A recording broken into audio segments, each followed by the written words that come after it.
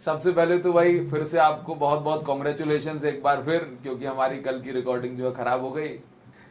तो सबसे पहले अच्युत आप ये बताइए कि आपका रिजल्ट कैसा रहा और किन किन सब्जेक्ट में आपके कितने मार्क्स हैं, थोड़ा सा बच्चों को एक बार बताइए। मेरा नाम अच्युत शुक्ला है और मैंने 12 सीबीएसई से 94.8% मार्क्स अचीव किए हैं। Yes sir. और फिर सर के सब्जेक्ट में with the help of my teachers guidance chemistry में 100 और फिजिक्स में 95 स्कोर किया है। तो भाई अच्युत ये बताइए, आपके जो 95 मार्क्स आए हैं फिजिक्स में, आपका कौन सा सेट आया था? सर मेरा सेट 3 था। सेट 3, जो कि सबसे हार्ड सेट कहा गया था इंटरनेट पे, है ना? आप ये बताइए अच्युत कि जब आपने पेपर देखा तो आपका रिएक्शन कैसा था कि भाई आपको जैसे आपने पेपर देखा तो आपको क्या लगा कि भाई ये पेपर अनएक्सपेक्टेड है, या कुछ एक्सपेक्टेड आपने सोच रखा था फिजिक्स में ऐसा आएगा? सर जैसे पास्ट ईयर का ट्रेंड था, मैंने उसको एनालाइज किया था, तो मुझे पता था कि मतलब फिजिक्स का पेपर आएगा तो कंसेप्चुअल आएगा। तो उस हिसाब से तैयारी भी करी थी, तो उसमें कोई डर नहीं था कि मतलब तैयारी उस लेवल की करी है, हाँ तो हो जाएगा, मतलब उस टाइप के क्वेश्चंस लगाए, उस टाइप की प्रैक्टिस हुई है, तो डेफिनेटली अच्छा तो पेपर होने वाला है। लेकिन ये जो शुरुआत का 15 मिनट का वो टाइम होता है, जो रीडिंग टाइम होता है, जब पेपर को पहली बार खोला, मतलब फर्स्ट पेज खोला, खाली खाली एमसीक्यूज ही देख के समझ में आ गया कि हाँ, पेपर ने तो बहुत अच्छे से हम। बच्चे ऐसे पूछते हैं अच्युत कि सर मेरे 90 प्लस मार्क्स आ जाएंगे, सर मैं कर तो लूंगा 90 प्लस मार्क्स, तो आप क्या कहना चाहोगे? सर बेसिकली अगर मतलब कि एंड शुरुआत से आपका टारगेट है, किसी भी स्टूडेंट का टारगेट है कि मुझे बोर्ड एग्जाम्स में या फिजिक्स के ही पेपर में 95% लाने हैं, उससे ज्यादा लाने हैं, तो बहुत सिंपल सी चीज है कि आपको अपने टीचर्स को ब्लाइंडली फॉलो करना होगा। और जितने भी कंसेप्ट्स को पढ़ाया जा रहा है, आपको उनको बेसिकली वीकली रिवाइज करना होगा। और बाकी जो भी क्लास में इलस्ट्रेशन, ये सबसे ज्यादा इंपॉर्टेंट है कि आपके जो क्लास में इलस्ट्रेशन हो रही हैं, अगर एटलीस्ट आप उनको घर जाके रिट्राई कर रहे हो और उनके बेसिस पर थोड़ा सा अंडरस्टैंडिंग ला रहे हो, तो डेफिनेटली आपका वो चैप्टर स्ट्रांग होता चला जाएगा। आपको भी इस चीज के काफी ज्यादा मतलब कि मालूम चलेगा कि हाँ, मेरे जो फिजिक्स का सब्जेक्ट है उसमें खाली खाली इतना ही करने से मुझे काफी ज्यादा आउटपुट मिल रहा है। और बाकी आपको, यस सर, और अगर कभी भी आपको टेस्ट कोई अटेम्प्ट करने को दिया जा रहा है, तो आप कोशिश करिए कि टेस्ट को जरूर अटेम्प्ट करिए, उनको ना छोड़िए, क्योंकि वही है जो आपकी परफॉर्मेंस आगे डिसाइड करेगा। बिल्कुल सही बात है अच्युत। जहां तक मुझे याद है, एक मिनट में कैमरे में कितना दिख रहा हूँ, हाँ, जहां तक मुझे याद है आप क्लासेस भी रेगुलरली लेते थे। जैसे हमने जो विनर्स बैच स्टार्ट किया था, आप उसमें एक रेगुलर स्टूडेंट थे, जिसके जो है चैट भी बहुत ज्यादा पढ़ता था मैं, और आंसर भी एकदम जो है पटाख से आप आंसर देते थे। तो आप क्या बताओगे बच्चों कि भाई किस तरीके से क्लासेस को रेगुलर लेना है, बैकलॉग अगर हो जाए तो कैसे जो है उनको कवर करना है, ये थोड़ा सा बताइए। अगर मतलब कि बैकलॉग्स की तो बाद में बात करते हैं, लेकिन पहले अगर आप क्लासेस के बारे में देख रहे हो, तो क्लासेस आपको एक शेड्यूल बनाना है कि अगर एटलीस्ट आप लाइव नहीं ले पा रहे हो, दूसरे भी किसी सब्जेक्ट की कोचिंग जा रहे हो, तो आप एक फिक्स्ड रूटीन बनाओ कि उस टाइम पे मुझे अपनी क्लासेस को जरूर लेना है। क्योंकि अगर आप दिन ब दिन क्लासेस को अगर स्किप करते जाओगे, तो वो बैकलॉग भले ही इतना छोटा हो, बड़ा होता चला जाता है। आप जैसे किसी भी कॉम्पिटेटिव एग्जाम्स की तैयारी कर रहे होगे, तो जो उसमें क्लासेस चल रही वो बच्चे रिलीट कर पा रहे होंगे, जो मतलब उसकी तैयारी कर रहे होंगे, कि हाँ ऐसा जनरली होता है कि अगर आप किसी भी एक चैप्टर के एक भी लेक्चर को स्किप कर रहे हो, तो आगे वाले सारे लेक्चर्स आपके साफ होते चले जाते हैं। तो कोशिश करिए कि बैकलॉग्स ना बने, उनको जब भी बन रहे हैं उनको एटलीस्ट कंप्लीट करने की कोशिश करें, अपने ब्रेक्स निकाल के, इंटरवल्स निकाल के। थोड़ा सा एफर्ट ज्यादा लगेगा, लेकिन सर मतलब एफिशिएंसी हो जाएगी, मुझे लगता है। सही बात है। तो जैसे मान लीजिए इसके बाद भी बैकलॉग बच्चे का किसी भी कारण से बन गया, तो आप उसको कैसे कवर करते थे? सर अगर जैसे बैकलॉग मेरा जनरली बन जाता था, क्योंकि मैं सब मैनेज नहीं कर पाता था इतना, या कभी तबीयत खराब हो जाती थी, तो जनरली मैं क्या करता था कि शॉर्ट नोट्स मेरे काम आते थे आपके चैनल के थ्रू। वो पीडीएफ्स के थ्रू ही मैं शॉर्ट नोट्स को पढ़ता था, या कोई कंसेप्ट मुझे जब रियलाइज नहीं होते या मतलब कि समझ नहीं आते थे, तो एटलीस्ट मैं आपके वो लेक्चर्स की वो पार्ट जरूर देख देता था। नहीं तो जब कोई लेक्चर बहुत ज्यादा अगर इंपॉर्टेंट लग रहा था, तो मैं आपका पूरा वो लेक्चर अटेंड करता था, और उसके बेसिस पर वही डीपीपीस करता था जो आप क्लास में देते थे। हम्म। तो आपने विनर्स 1.0 ज्वाइन किया था या 2.0? सर मैंने विनर्स 1.0 ज्वाइन किया था। इस बार हमने विनर्स बैच का नाम बदल के अच्युत हमने वॉरियर्स कर दिया है, क्योंकि हमें ऐसा लगा कि भाई एक तो जो है जैसे भारत सर और मैं इस बार साथ में कर रहे हैं ना, तो एक कॉमन नाम हमने रख दिया।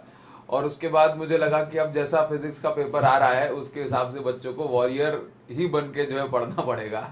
बच्चे ये भी जानना चाहते हैं कि आपका स्टडी आवर्स क्या थे आपके, और क्या रूटीन आपका रहता था डेली पढ़ते टाइम। जैसे स्कूल होता था तो स्कूल अटेंड करना पड़ता था, क्योंकि 75% क्राइटेरिया, चूंकि इस साल और कंपलसरी हो गया, स्ट्रिक्ट बोर्ड होता चला जा रहा है, तो बेसिकली बच्चों के लिए या किसी भी स्टूडेंट के लिए वो बहुत बताते हैं ना कि ये हिंडर कर देता है उसके सारी प्रिपरेशन को, तो वो तो इम्पोर्टेंट है, आपको उसको कवर करना ही, उसमें कोई हेल्प भी नहीं कर सकता। तो उस हिसाब से मैं ये कोशिश करता था कि स्कूल के बाद आके नैप लेके हल्का थोड़ा बहुत अपनी कोचिंग्स भी सर एक ज्वाइन करी थी पास में मैथ्स के लिए, तो वहां जाता था, पहले वो मैथ्स की कोचिंग लेता था, फिर एंड पे क्योंकि आपका लेक्चर भी उसी स्लॉट में होता था कोचिंग के बाद, तो ये मुझको फायदा होता था कि मैं तुरंत लेक्चर अटेंड कर लेता था आपका, और अपने नोट्स बना के उसको सॉल्व करना शुरू करता था, जो भी डीपीपीज होती थी या जो भी एक्स्ट्रा वर्क होता था।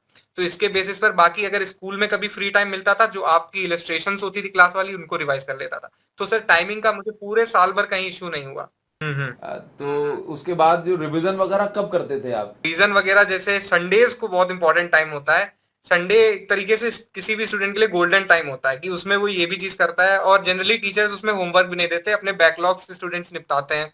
तो जनरली मैं भी यही करता था। जैसे सर बाकी सारे सब्जेक्ट्स हो गए, तो उसमें केमिस्ट्री को रिवाइज करना थोड़ा सा टफ होता है, उसमें रिएक्शंस होती थी, तो उसमें सर भरत पांचाल सर का बहुत बड़ा रोल था, मैं उनकी सीरीज देख लेता था। तो मतलब सर वो सर के आईपैड वाले नोट्स थे, वो एक तरीके से कहते हैं ना कि सर वो रामबाण है केमिस्ट्री का, बिल्कुल सर कतई मतलब कतई फ्रेश नोट्स हैं, उनको भी अगर कोई पढ़ के ढंग से जाता है तो वो भी 100 स्कोर कर सकता था, इतने नहीं अच्छे। नहीं, बहुत बढ़िया। तो केमिस्ट्री में बहुत बच्चों के 100 मार्क्स आए हैं, भारत सर के बहुत स्टूडेंट जो है 100 स्कोर करे हैं इस साल, आप भी उनमें से एक हो। भारत सर की साइड से भी आपको बहुत बहुत बधाई हो। तो वो ये भी जानना चाहते हैं कि अच्युत भैया ने न्यूमेरिकल्स कैसे सॉल्व करते थे।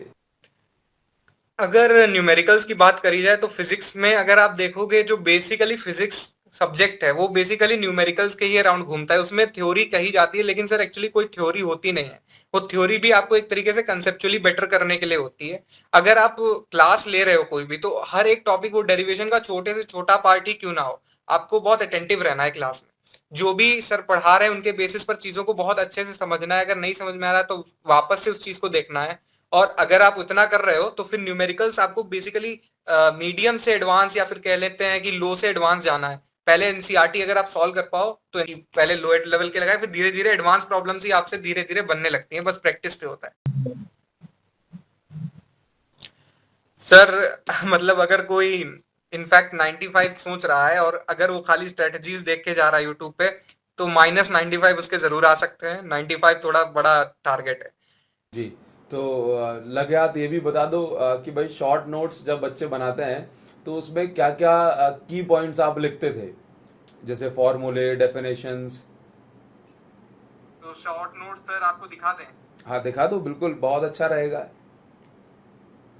जनरली हर पॉइंट छोटा छोटा नोट कर लेता था। जी और यस सर, और बाकी जितने भी आपने फिश आई व्यू वाले क्वेश्चन, जैसे कि ये बबल वाला क्वेश्चन होता था, जी। इसको कर लेता था। और ये बाकी क्लास जितने नोट्स जो हम बैच में पढ़ते थे, ये वही क्वेश्चंस हैं। सब वही क्वेश्चन है सारे। जी जी जी, बहुत एंगुलर बढ़िया, डिस्पर्जन वगैरह, बहुत साफ साफ आइगन्स लिखा हुआ है अच्युत, बहुत साफ। Yes sir. तो तो ये नोट्स का सर बेसिकली रहता था। जी जी। तो ये तो इसमें आपने सारे न्यूमेरिकल्स वगैरह ये सब लिख के रखा है जो हम क्लास में पढ़ते थे, यस सर, यस सर। है ना। वो हेल्प करे सर, इनमें रिवीजन होता था उसमें। इनमें रिवीजन हो जाता। तो जैसे कभी आपने 1 पेज नोट्स वगैरह ये सब कुछ ट्राई करा कि भाई पूरे चैप्टर को 2 पेजेस में हमने फिनिश कर लिया हो। सर जैसे कोई भी एग्जाम होता था तो उससे एक दिन पहले जस्ट रिवीजन के लिए कि मुझे कंसेप्ट्स याद हैं कि नहीं है, तो जैसे मैं फोकस बेसिकली बोर्ड पे ही करता था। यूनिट टेस्ट बस नोट्स या रिवीजन के थ्रू दे आता था, तो मैं शॉर्ट नोट बनाए थे उनके थ्रू भी रिवीजन करता था। और बाकी 1 पेज नोट जब मुझे पता चलता था कि ये कंसेप्ट में दिक्कत आ रही है, इस कंसेप्ट में पर्टिकुलर दिक्कत आ रही है, तो उसके नोट्स बनाता था। फिर देखता था एक्चुअल नोट से कि कहाँ मैं लैग कर रहा हूँ, उसको रिवाइज कर लेता था। तो फिर वो परमानेंट ईयर वाइज ऐसे मेरे टारगेट्स रहे और उनको अचीव कर लिया था। तो लास्ट में आप अपने जूनियर्स को क्या एडवाइस देना चाहेंगे अच्युत। सर लास्ट में यही एडवाइस देना चाहूंगा, जैसे कुछ ऑप्शनल सब्जेक्ट्स भी होते हैं, उनको कई लोग नहीं मैनेज कर पाते, क्योंकि पूरा परसेंटेज उसी से मिलकर बना होता है। तो एक सब्जेक्ट भी अगर आपका वीक है तो परसेंटेज बना भी सकता है, गिरा भी सकता है।